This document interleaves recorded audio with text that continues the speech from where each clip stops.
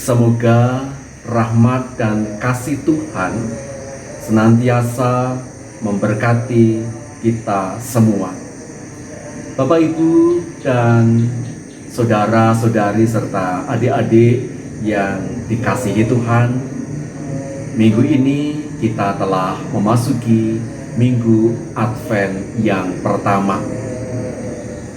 Makna Advent tentu sudah sangat kita pahami. Dan bagaimana di minggu-minggu Advent ini kita mempersiapkan hidup kita untuk semakin menjadi lebih baik. Sore pada hari ini kita akan membahas sebuah tema, yaitu lahirnya kemanusiaan.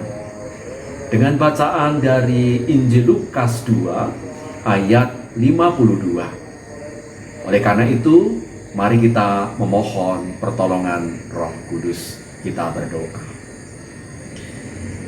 Kami memohon kepadamu ya Tuhan, untuk menyertai kami dengan Roh-Mu yang kudus di dalam pendalaman Alkitab di sore hari ini, di minggu Advent yang pertama, sehingga kami dapat memahami dan menerapkan dalam kehidupan kami, terlebih dalam menolong sesama kami, dalam mengentaskan kemiskinan, pengangguran, dan juga masalah-masalah sosial yang terjadi di sekitar kami. Di dalam Kristus kami berdoa. Amin. Bapak, Ibu, saudara-saudari, dan adik-adik yang dikasihi Tuhan, ada sebuah pertanyaan. Apakah beragama membawa kebahagiaan bagi kehidupan bersama sebuah komunitas? Ternyata jawabannya tidak selalu. Bahkan kadang terjadi sebaliknya. Survei menunjukkan justru negara-negara yang menganggap bahwa agama itu penting, tingkat kebahagiaannya rendah. Jika diambil contoh Indonesia misalnya, yang 99% menganggap bahwa beragama itu penting, posisi kebahagiaan penduduk berada di urutan yang ke-84. Artinya masih jauh dari kategori bahagia. Maka pertanyaan kita selanjutnya adalah, mengapa? Seringkali beragama hanya berfokus pada Allah dalam bentuk ritus-ritus yang dijalani dengan ketat, namun mengabaikan pada pergumulan hidup manusia. Masalah-masalah sosial, masalah-masalah kemiskinan, masalah-masalah pengangguran seringkali itu diabaikan. Itu sebabnya kekerasan atas nama agama seringkali terjadi. Padahal beriman mestinya seiring sejalan dengan kehidupan yang memanusiakan sesama manusia.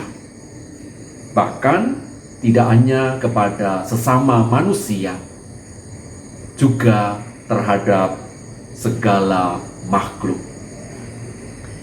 Belajar dari Yesus, di tengah kemanusiaannya yang sepenuhnya, ia tetap berelasi dengan Allah Bapa secara intensif dan hidup bersama dengan penuh persahabatan dengan manusia.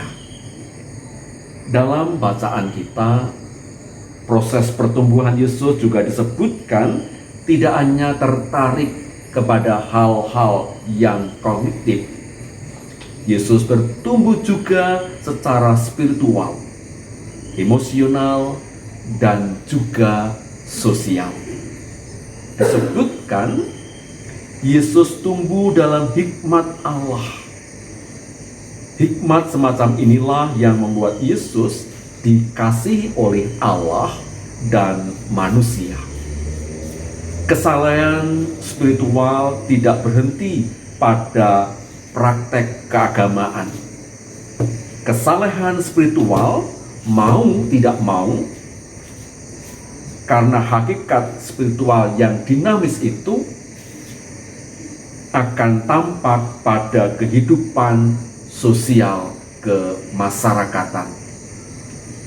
Kesalahan sosial adalah kebajikan dalam hidup.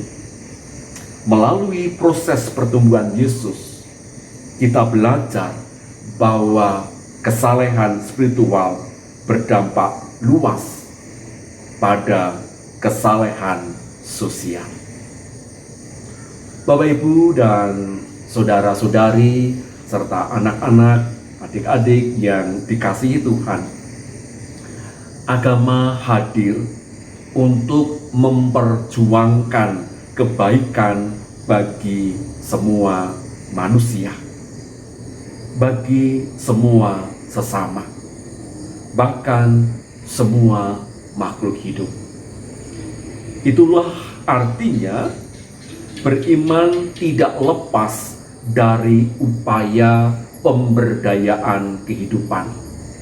Pemberdayaan ini sangat penting, karena itu adalah merupakan bagian dari kepedulian kita terhadap sesama kita, bahkan terhadap seluruh makhluk.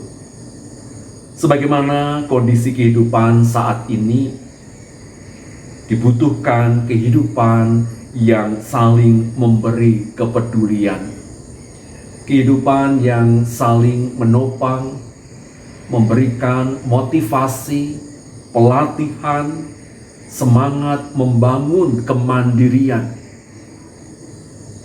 Kondisi kehidupan yang tidak hanya cukup hanya untuk bertahan, melainkan juga keberanian untuk memberi dan memulihkan kondisi perekonomian sesama kita.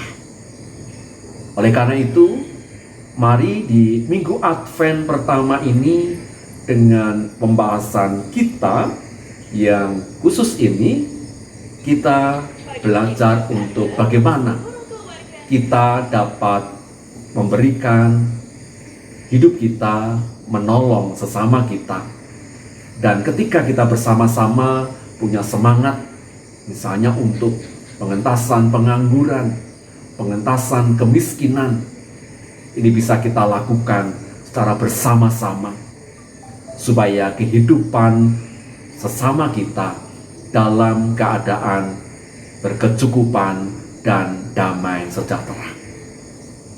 Semangat Advent kiranya terus menyemangati kita untuk dapat menopang, membantu, melayani, mulai dari keluarga kita. Atasilah pengangguran yang ada di tengah-tengah keluarga. Tolonglah mereka. Dan setelah itu kita bisa melangkah keluar di sekitar kita. Tuhan memberkati pelayanan kita.